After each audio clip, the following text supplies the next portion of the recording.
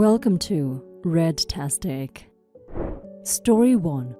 Very long, but I'm conflicted. I, 48 male, married my wife, L, 43 female, 6 years ago. L has a daughter, S, 17 female, with her ex, M, and I have 2 daughters, T, 16 female, and B, 15 female. S and I aren't very close, but L is like a mother to my girls. S has not really gotten along with T and B, but they'll adjust. M and L share custody, so S spends weekends and school breaks with M. He is very well off. Think almost 7 to 8 figures. When S turned 17, M made a deal in which he co-signed and paid insurance plus down payment for a used Audi, as long as S paid monthly payments, maintenance and gas. S has been working 2 part-time jobs and is able to do it. M drew up a contract and asked L and I to sign as witness. She now has an Audi to use as she needs. T and B have been a little unsettled since S got her car and have been pestering me about getting a car for them because T also has a license. Our family is well off, but not as rich as M. T has been asking to drive S's car just to try it out, and S has said no every time, going as far as locking her car keys in a safe in her room. To stop the chaos, I have told S to not drive when she's visiting us unless absolutely necessary, so that she doesn't flaunt her luxury in front of my daughters. S has been visiting L more during the summer because she spent more time at her father's house due to remote learning. B just got a learner's permit and I've been teaching her because I'm working from home and have time. My family has 2 cars and I've been teaching B in mine. Since S came home 2 weeks ago, T and B have restarted pestering us to buy another car. B has also been asking if I can teach her in the Audi because it's different. S repeatedly said no.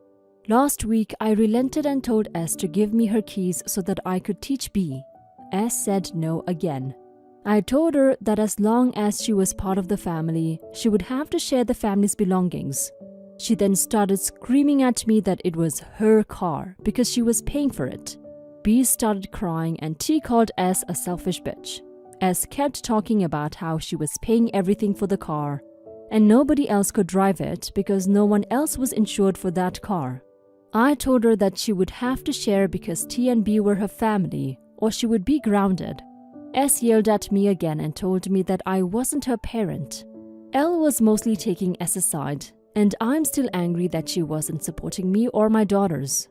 S packed up and left for her father's immediately.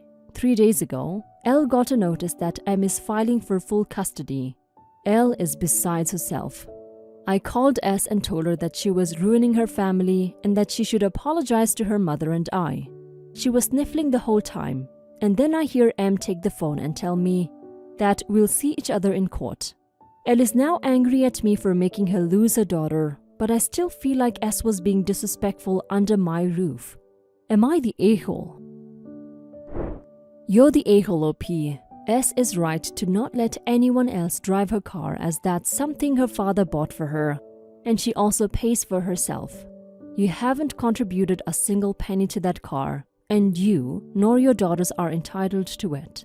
Besides, it's common knowledge that you should never allow someone that's not insured for the car to drive it. So S made a good point there too, but you were too filled with entitlement to hear it. I think you should also teach your daughters about entitlement after you teach yourself. S doesn't owe you an apology, you and your daughters owe her a big one. I feel so sorry for L that she's losing custody of her daughter. But if I were S or M, I would do the same. Now for some comments. What's amazing is that the rich parent is actually the one who's teaching his daughter the real value of things. Sounds like he could have outright bought her a new Audi, but instead he's worked out a deal where she pays her way, learns what it takes to have and maintain expensive things, and builds a sense of pride as a owner. In doing so, he's made her more mature and less entitled than the adult her mother is married to. Well played, M. Well played.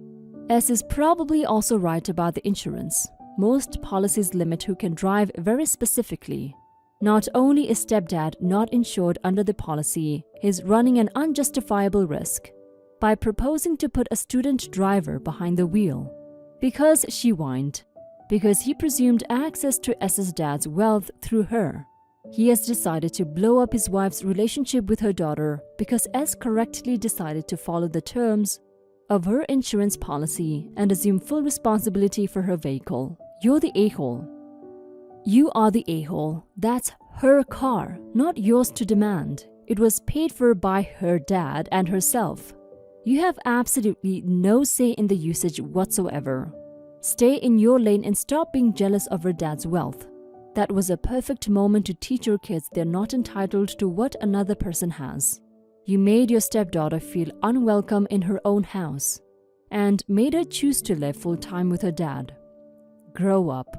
It is strange that you understand property when it's about your house, but you completely disregard that in the case of your stepdaughter. Foul. Story 2. So I work as a luthier, building string instruments, that is, basses, guitars, etc. And it is extremely tedious work. The slightest distraction or shaky hands could ruin a very expensive build. I was commissioned to build a custom Les Paul-esque electric guitar.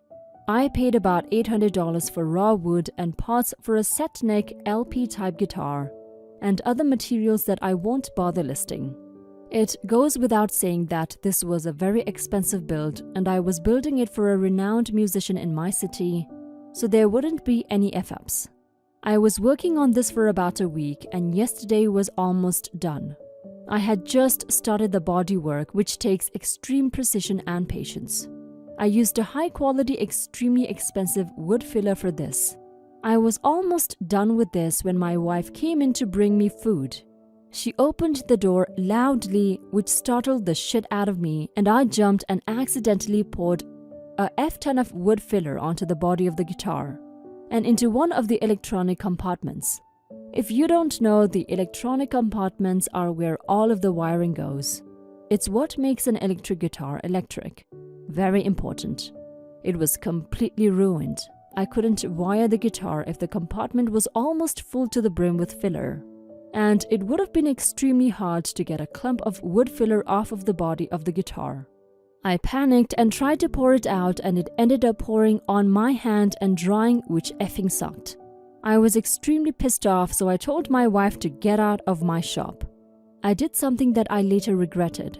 Out of anger, I snapped my neck, which ruined it for sure. I went into my house to wash up and my wife was just sitting there watching TV.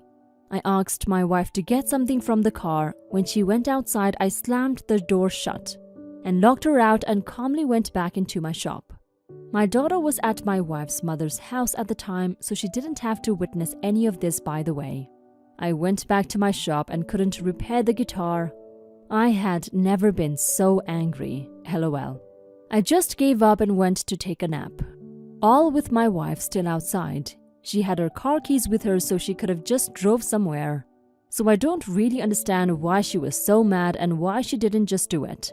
I slept for a couple of hours and when I woke up, figured I should let her back in even though she would lash out at me.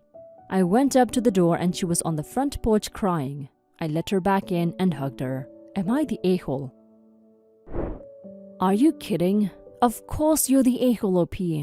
Your wife didn't ruin your work, you did. She was doing something nice and brought you food, and you had a hissy fit over something that you messed up. You are the one who accidentally spilled filler and snapped the neck. If you knew you were at such a delicate stage of your work, you should have communicated that to her so she knows not to disturb you. I can't believe you locked her out of the house for hours while you took a nap. You're an a-hole. You owe her a huge apology, but even I don't think that's enough. Now for some comments. You're the a-hole. While the final product of this is your ruined guitar and lost money, punishing your wife in such an abusive manner isn't going to get you your money and time back.